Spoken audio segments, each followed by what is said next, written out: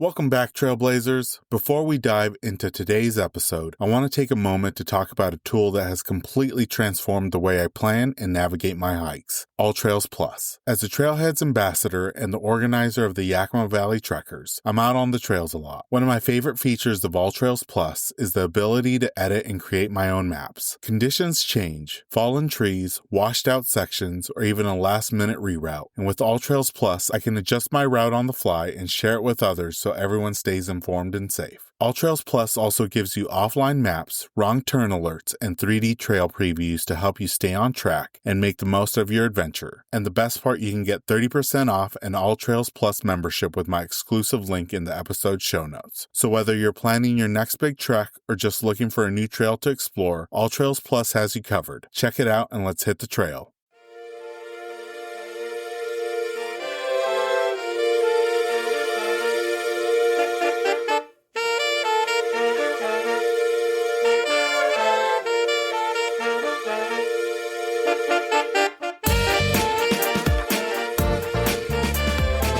Welcome everyone to the Hikes and Mikes podcast. I'm your host, Ivan, and together we'll embark on a weekly journey, connecting with extraordinary hikers from all corners of the United States and beyond. Throughout these spring months, we've had the privilege of conversing with remarkable individuals. Their experiences and adventures will leave you yearning to hit the trails. In this week's episode, we're joined by Trish, the inspiring founder of Women in the Wild, a global community empowering women to explore the outdoors with confidence and connection. What began as solo hikes with her pup has grown into an international sisterhood of adventure seekers, trailblazers, and fearless first-timers. Trish opens up about her journey from her first backpacking experience to now being a seasoned leader, sharing how the outdoors helped her overcome fear, self-doubt, and life's curveballs. We explore the powerful friendships that form on the trail, the importance of creating safe and inclusive spaces, and the lessons she's learned through both challenging treks and unforgettable sunrises. Whether you're new to hiking or building your own community, Trish's story is packed with wisdom, warmth, and wild-hearted inspiration. Without further ado, let's jump into this episode with our guest, Trish.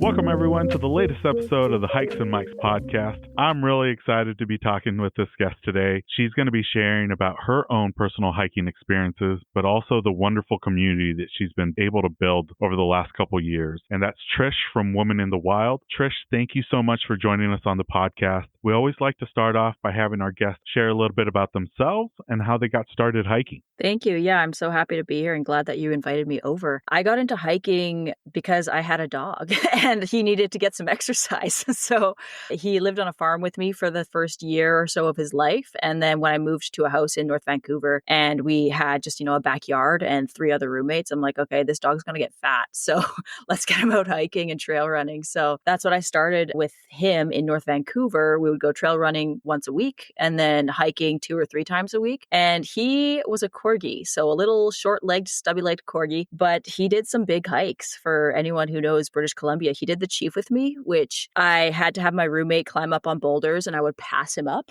but he made it up there with some help from us. So he did great. Unfortunately, he passed quite early. He was only 3 when he passed on. So it took me a little while to get back out there and start hiking again. But then I was able to really get into it for my own healing journey. And after a few years of me hiking alone is when I was ready to start hiking with others and starting to invite other people to come hiking with me. Yeah, and it's been a wonderful journey that you've been able to share on Instagram about that journey, not just your own personal experiences, but with Women in the Wild. I think Vancouver, at least for me being from the Pacific Northwest as well, holds a very special place in my heart because it's a big enough city where you can do stuff in the city, but, less than 30 minutes, probably even less than that, you can go and be completely surrounded by nature and forget that you're living in a metropolitan area. Are there any favorite places in and around Vancouver that you like to visit and explore? I get asked that a lot and what are your favorite hikes and everything, but every location has something different to offer. Every hike is a different experience in itself. There's places that I continuously go back to simply because they have so many trails that I can keep going to or just easy access or whatever it is, but I could never pinpoint my favorite place or my favorite hike. No matter how many times people ask me that, you ask me 3 months later and it'll be something different because it's just always evolving and I'm always seeing such cool, beautiful areas. I don't don't think I'd ever be able to narrow down just one. So true, especially with such a diverse landscape that British Columbia has. Now, you're not just a day hiker, but you're also a backpacker, adventurer, rock climber, and the list goes on. Can you share a little bit about how you started with the backpacking scene and then how that helped your passion for the outdoors develop?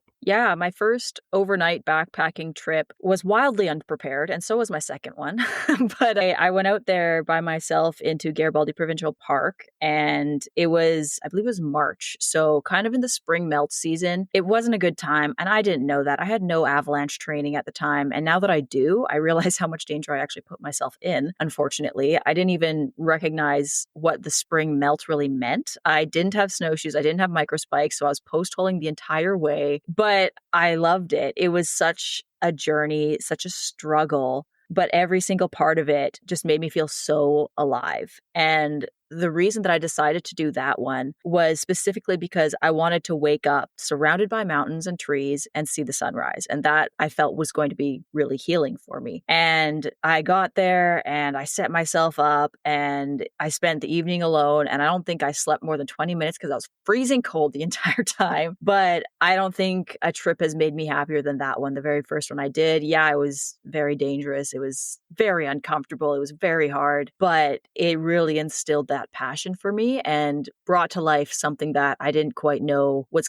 sitting under my skin waiting to be brought out. Yeah, and what I love is that you've been able to share what you've learned through your experiences with your community. And I love that you've been able to share things that, take quite a bit of research to find the answers that you need, whether it's how to prepare a first aid kit, how to organize your gear. Because sometimes, at least for me, once winter comes, I just throw everything in a few bins and then wait for spring. But you've been really mindful and purposeful on what you're sharing with the community to help them break down those barriers to get outside and enjoy the outdoors. Women in the Wild is an absolutely beautiful community that you started. Can you kind of give us the origin story behind it and what inspired you to start this incredible community? And what was the need that you saw that led to its creation? Yeah, for sure. So, I was on the different Facebook groups, Vancouver hiking, Lower Mainland hiking, Fraser Valley hiking, like all of them. And I would see people posting all the time saying like, hey, I want to go hike here. Does anyone want to come? And 10 people chime in and yeah, I want to go. Let's go. And then you see the photos the day after and it was still just that one person. Nobody showed up.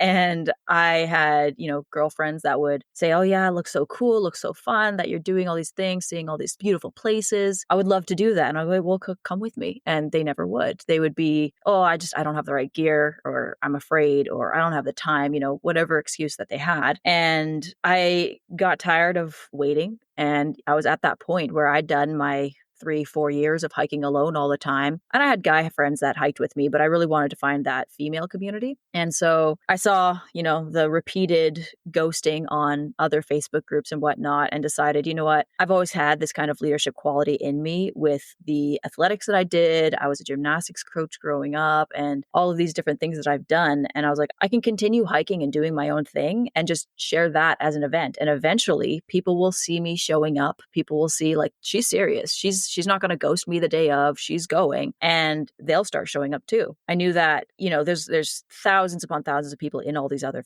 Facebook groups, and they're not necessarily all the people that are going to show up. They're not going to be the type of people that are reliable, right? So I knew that to call in those types of people, the people that were reliable would show up, wouldn't ghost you, and you could really depend on that. I had to be that person as well to call those people in. So I decided to create the group, and since I was looking for a female community, I made it a women's only community, and any woman who would want to join, I would obviously accept them in. It started out as like 63 members for the first many months, and most of them were people on my friends list, so they weren't coming. But after a while, I had posted in a local Facebook group, the neighborhood that I lived in at the time, that was in Maple Ridge, and said, they had the Small Business Sunday thing, and I posted like, this isn't a small business, it's just like a thing I do for fun, but if anyone's interested. And overnight, it went from 63 to 300 and something members, and then it went up to 600 in a couple of days, and then it stayed there for a good while. while, but I started gaining traction on Instagram a little bit. And then it kind of hovered around 1,000 members for quite a while until about 2 years of doing that. And it really exploded in January of last year, where one of my reels kind of went viral. And while I was taking a group out on an overnight snowshoeing trip to a hut in Garibaldi Provincial Park, we're out of service. I came back into service. And while we were sitting in a parking lot, I opened my phone and opened Instagram. And I'd gone from 1,100 followers to 10,000 followers overnight, and then went up to 20,000. It just continued growing from there. But I definitely saw the fears that women had, all the things that my friends were telling me, this is why they're not coming with me. Like, okay, these are clearly pain points that are very common for different women. And I feel comfortable going solo. I feel confident doing the things that I do. So what if I could just teach other people how to do what I do and to be confident and just to have those skills and the knowledge to be able to get out there, whether it's with a group or by themselves. I felt like I had the ability to share that and to teach. So why not? I'm going to be going hiking anyways. I might as well invite other people to join. It continued growing. It's grown to a large global community. What do you think makes Women in the Wild stand out in the outdoor space that really tends to connect women from all over the globe now? I think a big part of it is the consistency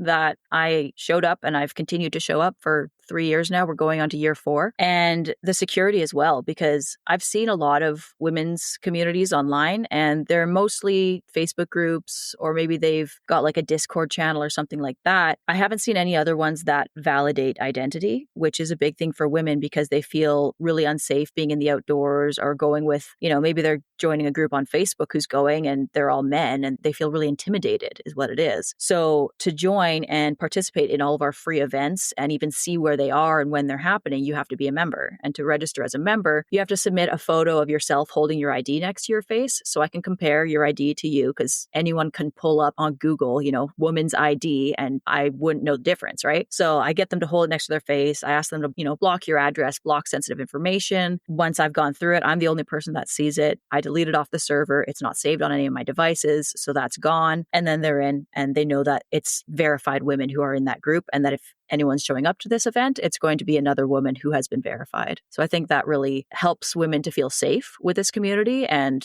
that they're willing and able to come and join us as well. One thing that really caught my attention from the recap videos that you've been able to share from your local trips to your international trips, just the huge smiles and the camaraderie that your group members have. It's really a special thing that you're developing and creating in this outdoor space. And I got to give you your flowers. You're really doing some amazing work with your group. Thank you. And, you mentioned that some of your events are free. And I think for me, one of the biggest piece of advice that was given to me when I started my hiking club was that role of consistency. Whether it's planning to host trips 2 months, 3 months in advance, just so people know that, well, if I can attend this weekend's event, there's something already coming up in the coming weeks. And I think that really helps build that community rather than just posting events here and there. Can you explain a little bit? Because I'm always curious to hear from other community organizers. How have you been able to organize and spread the word about these events outside of Facebook? Because I know that Facebook is where it started, but you've branched out to other social medias and other ways to communicate, right? Yeah, absolutely. We're mainly on Instagram now. I am very rarely ever on Facebook. It just was a free platform for me to start it on, really. And I knew that so many people are on Facebook and that I could kind of promote that group to other groups. So that's where that started. And the Facebook group still exists, but we only really use that for sharing photos of the hikes that we did and stuff like that. We don't put any of the events on there anymore because I wanted them to all be in the same place. So they're on the website now. I didn't want, some people registering on the website, some people registering on the Facebook, and there being no way for them to communicate. So I made sure it was all in one place. But the main thing, all of my marketing really is, or I'm going to say 99% is on Instagram. Otherwise, I have had people join and say, yeah, my friend told me about this. She said I would really like it. So that's how I found you. I've also printed off some flyers and put them in like our local climbing gyms and stuff like that. I do bring business cards with me when I'm hiking. And if I get to chatting with some women, I'm like, hey, by the way, like this is what I do. If you're interested, here's a business card. Here's how you can find me. So it's 100% either Instagram or word of mouth, and either by myself or by other women who've come on the trips or the events. And then honestly, my boyfriend is like my best marketer as well. He comes on hikes sometimes with us when I do co-ed ones. I'll usually usually be off with the girls and he'll be doing his own thing, or he'll be acting as like the videographer or the photographer. So he's a little bit away. And if he sees a woman who's hiking alone, he'll be like, hey, by the way, that's my girlfriend. She runs this group. They're all hiking together. You should go talk to her. And then they do. And then we all start hiking together. And it's a really great time. I love that. And I think I'm going to steal your business card idea, because there's been so many times I run into people on the trails, especially in the backcountry where you don't have any cell phone signal, and you exchange Instagram handles or websites, and then you get home 6 hours later and you're like, what was the website? What was the Instagram handle? Yeah, business cards or really cool stickers. Have a sticker with your website or your Instagram on it, and people will keep that. They'll put it somewhere, even if they're just keeping it for themselves where only they see it, at least they've got it written down there, right? Oh, I love that idea, Trish. Just don't put them on the huts, leave no trace. Leave no trace, exactly. In 2024, you had some spectacular trips, and looking at your 2025 lineup, especially for the international trips, it just looks like it's going to be bigger, better, and just the things that you guys are doing are incredible. How do you choose the locations for these trips? Which ones are you looking forward to in 2025? Yeah, so I have just a Google Sheets document where it just asks people, like, what are you most interested in? What's your top interested places that you want to go? What's your budget? What time of year are you available? So I've laid all of that out, and I've got hundreds and hundreds of responses. So now I know, like, this is the top destination that people want to go to. This is the amount of time they want to spend there. These are the type of activities they want to do there. And then I can curate it from there, because I work with companies that I can basically tell them, I want to go here for this many days, this many people. These are the types of activities. You create the itinerary and I'll tell you yes or no type thing. So that's how those get planned. And as far as the ones this year, I've got a couple of girls that are hosts as well. So I'm not going on all of them. I'm going to be leaving actually in 12 days to be in Peru for 5 weeks. So I'm going to be hosting 2 different trips while I'm there. And I'm so excited. I'm so unbelievably excited. And I mean, I know I'm going to be unbelievably excited for every trip that comes up, but I've never been to Peru. I've never been in South America, actually. So this is going to be just incredible. And I'm going to be spending 5 weeks there. There's 2 different groups of 22 women each. So there's 44 women coming all together. One of them is completing the Salcantay trek, and the other one is doing some day hikes, but also a lot more cultural stuff. So I'm really lucky that I'm going on both of them, and I get to see it all. So I'm unbelievably excited for that, like I said. And then in June, I'll be doing the Yellowstone trip, which will be super cool because it's a camping-based trip. So we're all going to be very tight-knit, camping together, not like going off to our own hotel rooms at the end of the evening. Obviously, we've got our own tents, but in the same camping area. And then the next one that I'll be on after that is Patagonia, which is that bucket list destination for everyone, right? So I'll be there for a 12-day tour at the end of October. And I haven't decided whether or not I'm going to extend that on either side, but I would like to stay afterwards because my birthday is November 1st and we finish on October 28th. So it might just be super convenient to be in Patagonia for that time.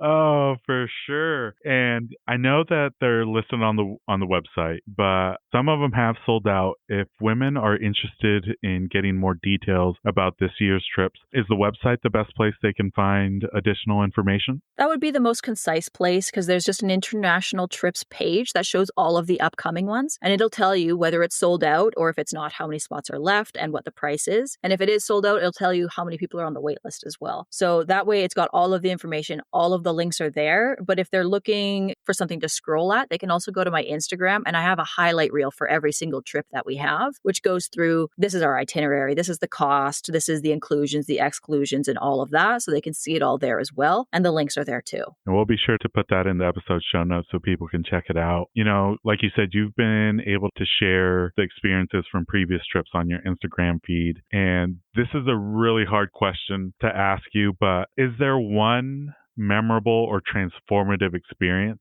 or experiences with Women in the Wild, whether personally or in terms of impact it had on the participants, that kind of stick out for you? There's so many. I mean, so many of the women, I follow them back on Instagram too now, so that whenever I end up finding myself scrolling, like we all do, I'll see on their Instagram stories that they're now hanging out together because they met through our community. You know, they had their galentines together, and it's just the coolest thing. And when we had our first international trip, which was Costa Rica in November, we were only there together for 6 days. But, you know, we had 10 or 11 months leading up to it where we were all talking in the group chat, getting to know each other. And after those 6 days, there were so many tears for us saying goodbye to one another. And it was hard. And a good few of the girls have now gone and met up with each other outside of the group, flown to wherever the other person lives and stayed with them for a week or something like that. And just seeing that, and we still have the group chat. So they'll post selfies being like, hey, look who I found. And like every time I'm like, oh, you're pulling at my heartstrings. Goodness. And yeah, just again, I put another Google Forms survey for after the trip to,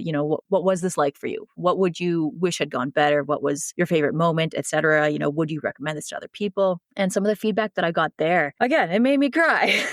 Just the things that the women were saying that, it unlocked a piece of them that they didn't know they were keeping hidden away, or they overcame fears. Like this one girl, Ashley, she did a video testimonial for me that I just recently posted to my Instagram, and she had a really big fear of heights, and she blew that out of the water during that trip. She was canyoneering with us where we literally were rappelling and ziplining down waterfalls that were 300 feet tall. Just the support of the women around you, the encouragement, there's people all around you, like just giving you everything that they've got to support you. And what she shared in that video is that not only was obviously overcoming that fear of heights in that moment such a big moment for her, but it gave her the strength and the courage to know that going forward in her life, she has that strength to overcome other fears. She can push herself. She can do the scary things because she knows that she has it in her. And knowing that those sorts of transformations can take place and that I helped facilitate that is just, it's everything to me, Oh, that's incredible. Yeah, I had a similar experience with a member who was just getting into hiking, and she's really progressed over the last couple of months to where she's doing solo hikes on her own. And similar to your story, she's been wanting to go to Europe for quite some time, and,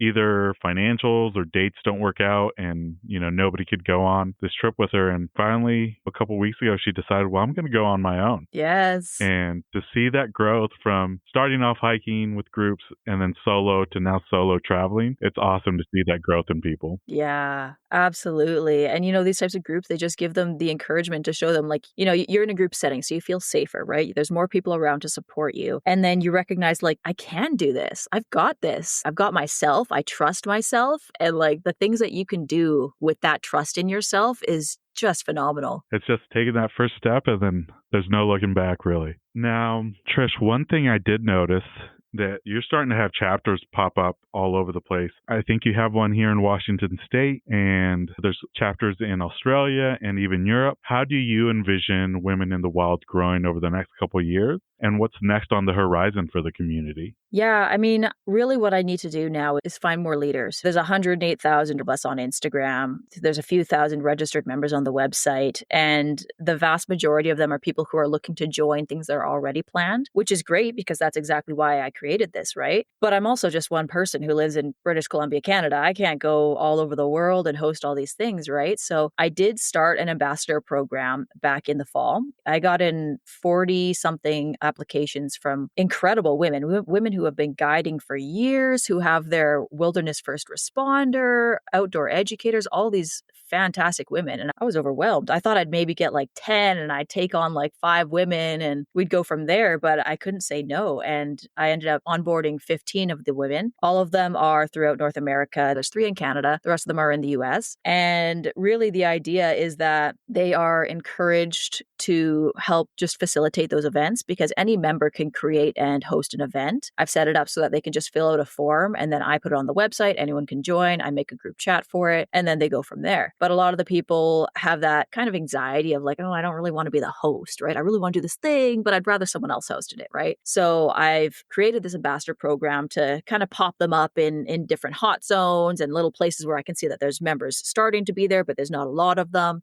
Hopefully over the next year with them, they'll be able to host a bunch of events that then show the other women like, no, you got this. And then they start hosting events and it just cascades from there, right? So with the places that are overseas in Australia and Europe and whatnot, I'm just really hoping to find some of those leaders over there who are willing to kind of take charge and start creating the events. We've had a good number of women join from those areas. I haven't yet seen any events pop up. It's really hard when there's only like, 5 or 10 people in all of Australia that are on it. They might not be anywhere near each other. As the numbers grow, every time someone messages me and is like, hey, I'm from this place. Is there any members there? And I'm like, there are, but there's not a lot. We're small but growing. So like, please do join so that when the next person asks, I can say there's one more person in there so that eventually it grows and more people can join and start meeting up with each other. But as of right now, I'm really just trying to facilitate the growth in North America. And then as it does grow more, I would love to find some ambassadors overseas that would be willing to take on those roles. I really look forward to seeing the continued growth of the group and the amazing work that not just you're doing, but the ambassadors and the communities that they're supporting. I think this would probably benefit everybody who's starting off hiking and are at the beginning stages of their outdoor journey. But in your personal experience, what's one piece of advice that you would give somebody that's new to hiking or even backpacking to help them overcome any fears or doubts about heading out on their own? I mean, there isn't any one thing, right? Because it all ties in so closely together. If I had to narrow it down to one thing, it'll be one big thing. It'll be get good at trip planning, know where you're going, know the intricate details of not just the one trail, but the trails next to it, the whole area, the access, the egress, all of that. Have your safety plan, have your safety contact so that they know where you're going, how long you're going to be there, and you've got to check in time. So, I'm going hiking at this place. I'm going to call or text you by 6 p.m. And if I don't, something's wrong, right? Then that person needs to get in touch with them. Or if they can't get a hold of them, God forbid, that's when they start search and rescue. So the trip plan, it's kind of a cheeky response because it encompasses everything. That means that you have your safety plan. It means that you have the right mindsets for it. It means that you've prepared everything. You've got the gear dialed in. You've got your hydration. You've got your nutrition. You've got everything dialed in so that you can have that trip plan before you even go into the hike. But then you're also assessing it as you go throughout the hike because things change. Things always change. So if you've got a solid trip plan, I always say that is your best assurance to come home safely at the end of the day. And Trish, I think, correct me if I'm wrong, but you have an online course that helps people with not just trip planning, but planning, backpacking, and hiking trips, right? Yeah. So I've got, technically 2 courses. The first one is just something that's free that people can download. It's not really a course. It's just like a quick presentation. It's how to build your first aid kit. And it goes from, where can you buy these pre-made first aid kits and what comes in them to how can you customize them for whatever adventure it is that you're doing, whether it's a single day hike, a multi-day, if you're rock climbing, stuff like that. And then that one is just kind of like a precursor to get you in that safety mindset. But I did just launch my course called Trail Ready, Mastering Hiking and Backpacking Skills. It's for the people who have never been hiking or backpacking or have done a little bit, but they need some encouragement, they need some knowledge, or maybe they've been doing it for a while, but recognize that they've got some gaps in that knowledge and want to fill those gaps. So it's got currently 9 modules. I'm working on 2 more modules to add to it. And it goes through everything. Module 1 is mindset. That's getting yourself in the right headspace so that you can handle the hard things. You can keep calm under stressful circumstances and all of that. Module 2 is trip planning. So the 2 most important things that I think are in there. I've got a whole gear module, a module on nutrition and hydration, the super comfortable topic of peeping, pooing, and periods in the backcountry. I've got everything in there. So it's not a mountaineering course. It's not an alpinism course. It's nothing high level like that, but it does have several hours of content for people to go through, and they can go through it over and over and over again as much as they want. As well as with that, they get access to a private Facebook group that's separate from Women in the Wild, just for people who are learning, so they can all connect together, ask questions, ask me questions. They can even request content for me to add to the course as well. I'm going to have to share that with a couple of our members who are interested in getting into backpacking this year, because I think it'd be a big benefit, because you can try to piece things together via YouTube and research, but to have everything in one location that speaks to some of these questions that folks are wanting to know, I think it is a huge benefit. So I'll definitely be reaching out to you and getting more info on that. Yeah, that's exactly it. Because you can find all the information online, but a lot of people don't even know what to search, right? If you've never gone hiking, what do you know what you're getting into? Just like that first backpacking trip that I did where I put myself in grave danger.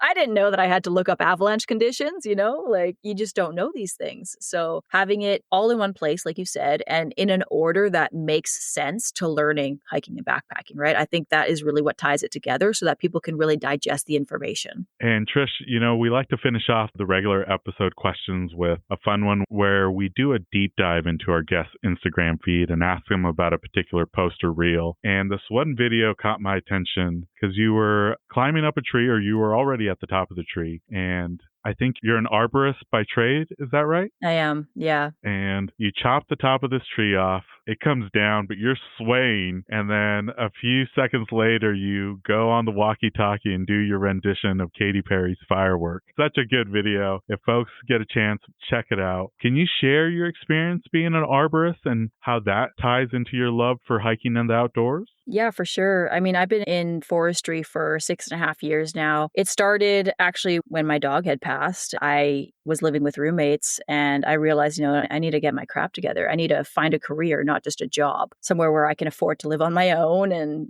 do the things that I want to do. So I was looking at the ITA website, which is the International Trade Authority, I believe, or Industry Trade Authority, something like that. But it's got all the trades listed on there and, how you go through training and whatnot. So I was, scoping through what can I do? And I saw arborist, which I had seen a few times before, but I thought it was like landscaping. I'm like, man, I don't want to be laying bricks. That's not my thing. And then I actually read it. And I saw that, oh man, I could get paid to climb trees for a living. I'm in. Like from that second, I was in. So I sent some applications out, sent some emails out, and only one company got back to me and they hired me on as an apprentice. So I did that and grew with that company, did some schooling. We've got some trade schooling here that I did for a couple of months, and then you do your exams and all of that. And then I, after a couple of years, started contracting. So as a contract climber, rather than just being an employee that works for one specific company, I would contract around to different ones. And the reason that I did that was because I wanted freedom of time. I wanted to be able to work when I wanted to. And if I wanted to take a random Tuesday off to go hiking or something, I could. So that's why I got into contracting. And I ended up contracting for this one company that was supposed to be a 2-month contract. And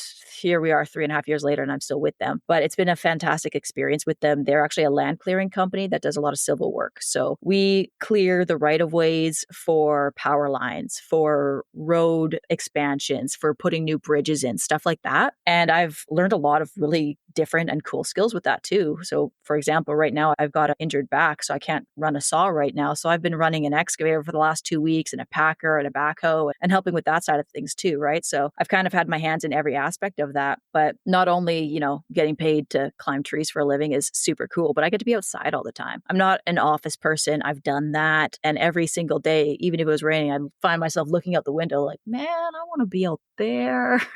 So this was a way to be outside and to keep active, because obviously climbing trees is not a sedentary thing. So I keep very active with it and I love it. Unfortunately, I'm actually not climbing anymore because I got a spine injury from climbing trees. But, I still get to be outdoors. I still get to enjoy that side of it and do all the other aspects of it. I still run a saw on the ground and can fall trees and do all of that. I just can't climb anymore, unfortunately. But it's really kind of gone hand in hand with my outdoor adventurous lifestyle because I get to be outside all the time. Now I know a lot of really cool and weird tree stuff facts that I get to tell people who never asked about it. So it's a great time for everyone, or maybe just me. I don't know.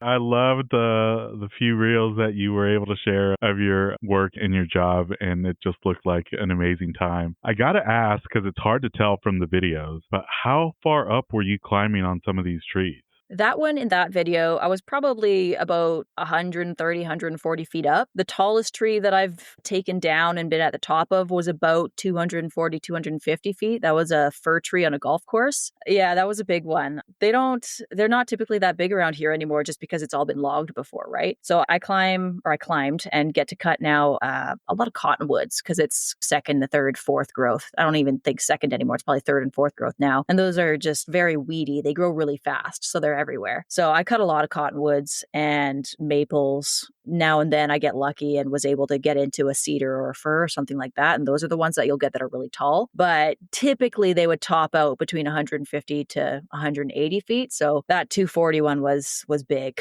It was real big.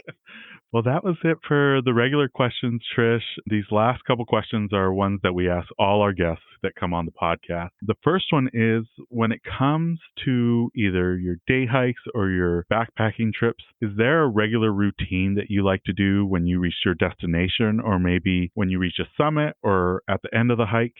For a lot of us, it's packing the favorite snack or drink. For others, it's the moment of zen. And then for a lot of us, it's that favorite meal afterwards. Is there a regular customer routine that that you like to do when you reach your destination or when you make it back out? I wouldn't say there's necessarily something that I make sure I do every time. If I'm by myself hiking alone, I definitely try and find a quiet spot at the summit and I'll sit and I'll meditate by myself for a while. Lately, that's been kind of hard because it's always the sound of a drone flying around me, but I try anyways. But on my group hikes, I don't typically do anything, special at the summit. I did notice actually that this wasn't even intentional, but I love chocolate. I typically will always have a chocolate bar sitting in my truck waiting for me when I'm done. Just dark chocolate, like 80, 90, 100% is just sitting there and ready because I deserve that. So that's almost always sitting in my truck. And that wasn't even an intentional ritual. It's just something that maybe I'm a bit of a chocolate addict and it's always there.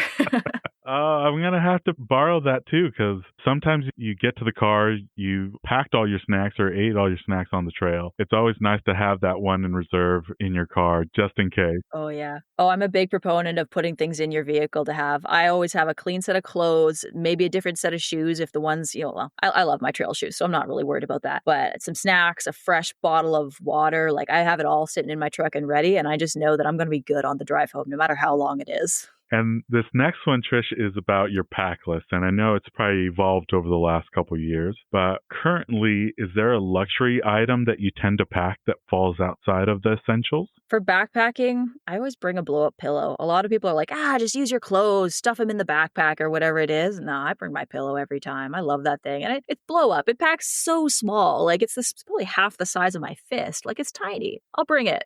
That was one thing I definitely invested in because I know people just like to do their puffy jackets and clothes in the stuff sack, but it's not the same.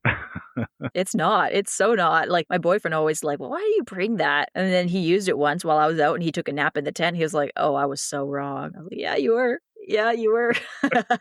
Now, we're recording this at the tail end of March. There's still plenty of time in 2025 for adventures and travel. You've already mentioned a few of the trips that you're going to be going on in a couple days and later on this year. Are there any personal hiking or travel goals that you have for the remainder of the year? I haven't scheduled any yet, but I would really like to do some multi-day, a minimum 3, if not more like 5 to 7 day trips. I haven't put in for permits for anything this year. I got really lucky last year actually and won the lottery for the Elizabeth Parker Hut in Yoho National Park. That one is real hard to get. And I only bought 2 lottery tickets, but I got it. And I ended up bringing 13 friends to the Elizabeth Parker Hut at the end of September to see the larches. And it was perfect. It was so perfect. But this year, I don't have anything planned yet. I want to do a 5-day. Again, I didn't get any permits for anything. So it would just be like something on my own, something that's not super popular. And I also want to get into a road trip. We started last year with some friends, just doing my boyfriend and I and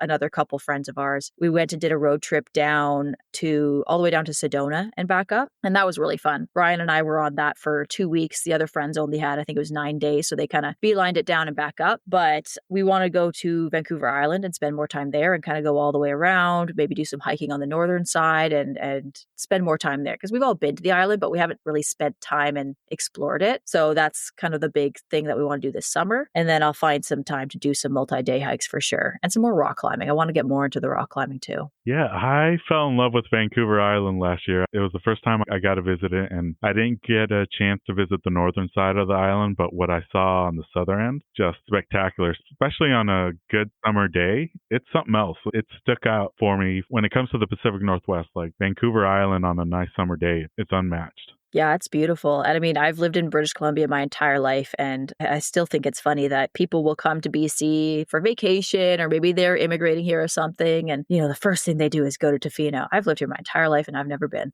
Oh, really? Yeah, I've never been. I want to. I just have never been.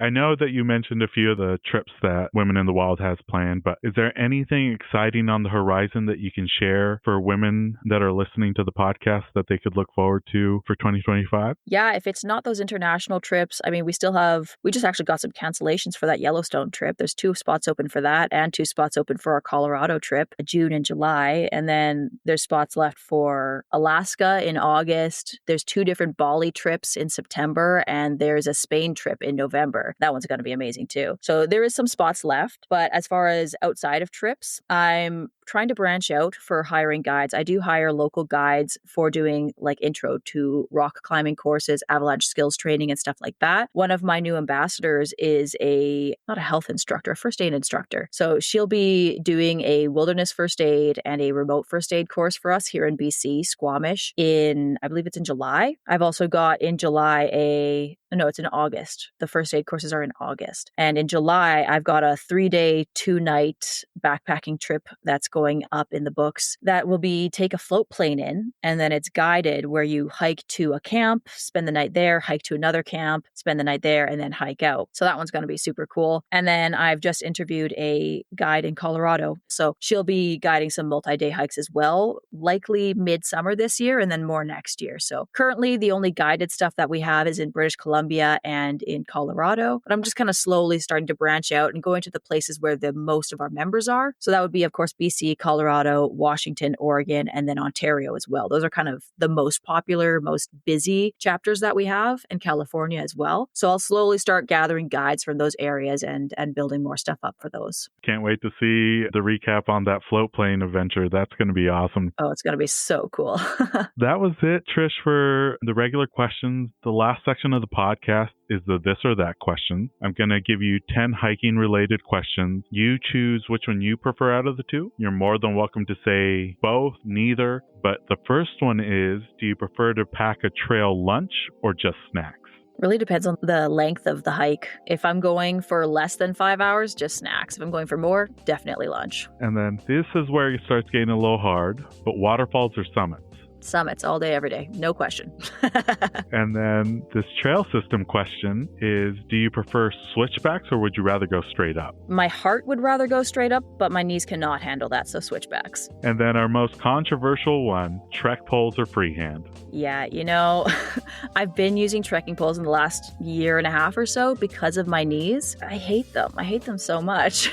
If I didn't use them for my knees, I wouldn't use them. And I mean, the amount of times, it's not so bad when I'm just by myself or with, friends and I'm not filming everything. But when I'm taking groups out, I'm filming the groups, I'm filming content. I'm always having my phone out. So there's always one trekking pole that's just dangling from my left wrist as I'm walking. I trip over it. And it's just not a good time. But I keep them because if I'm on the way down and my knees decide to start being a problem, it's either use the trekking poles as crutches or get carried out. So. And this next one's about your footwear. Do you prefer wearing trail runners or hiking boots? This is going to be kind of ironic because I'm going to say trail runners. However, I don't own any.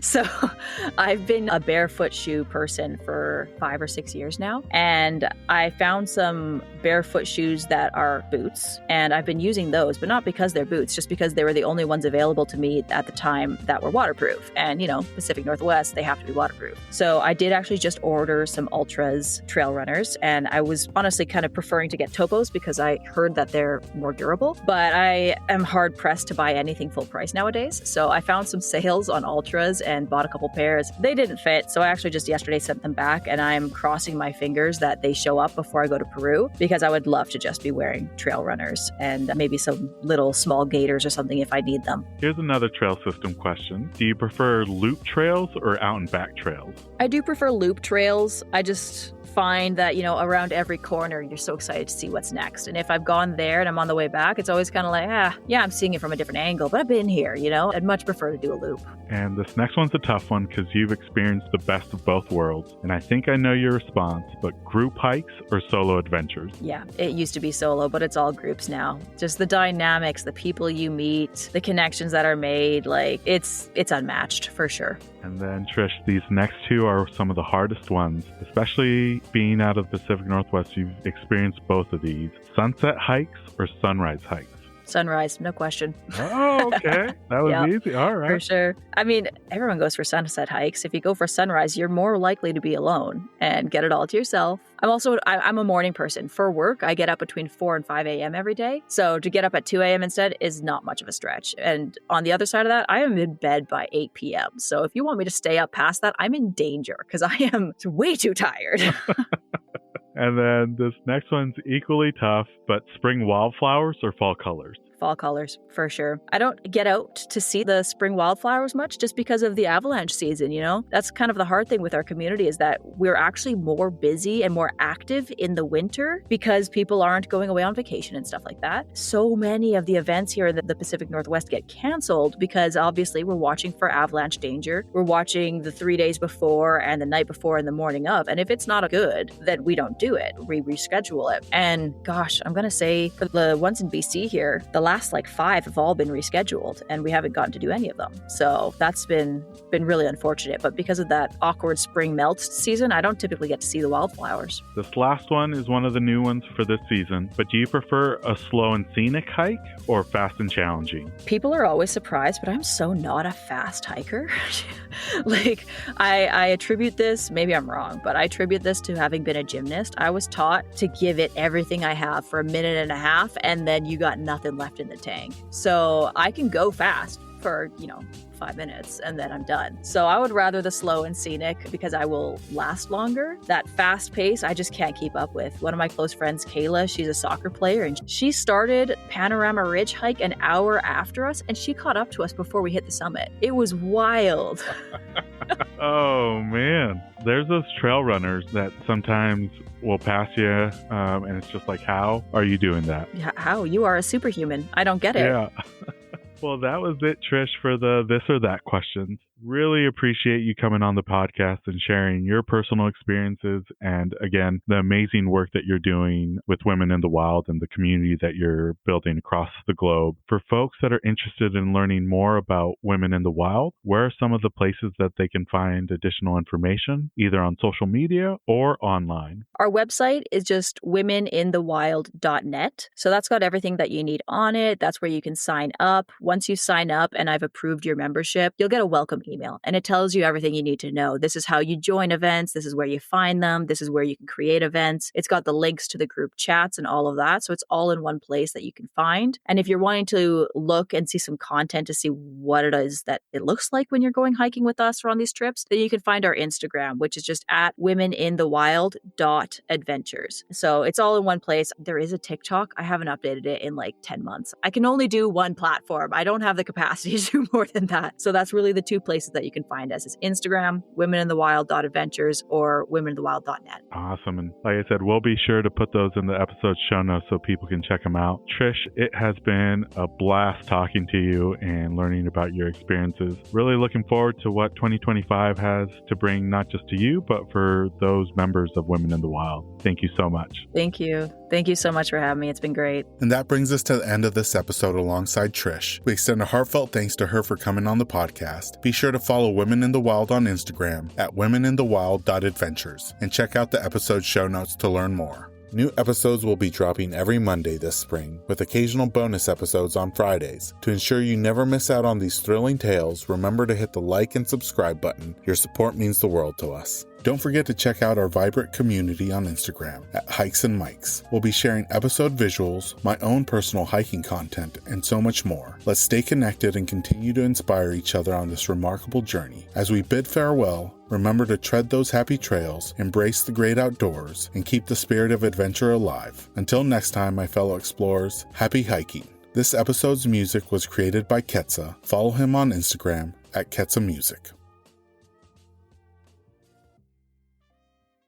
This episode is brought to you by Ursa Minor Outfitters. Folks, I'm absolutely in love with my loon mug. It's handmade, it's an absolute piece of art. Whether it's at the office or at the house, people keep asking to check it out. If you're not a loon fan, they also have other beautiful mugs for wildlife fans of moose, bears, and eagles. They specialize in products highlighting the outdoors and local pride through quality design by local artists. They've even started expanding into items beyond mugs, like apparel, dog accessories, and soon candles and more. They also try to partner and highlight other small businesses, and in some cases, forego profits in lieu of charitable giving to help their community, such as the dog rescue. So check them out, ursaminooroutfitters.com, and enter promo code HikesMikes10 at checkout to receive 10% off your order. And for our four-legged hiking partners, they also have a portable silicone dog bowl and also a sweet over-the-collar dog bandana. Go check them out, ursaminooroutfitters.com, and don't forget to enter promo code HikesMikes10 at checkout to receive 10% off your order.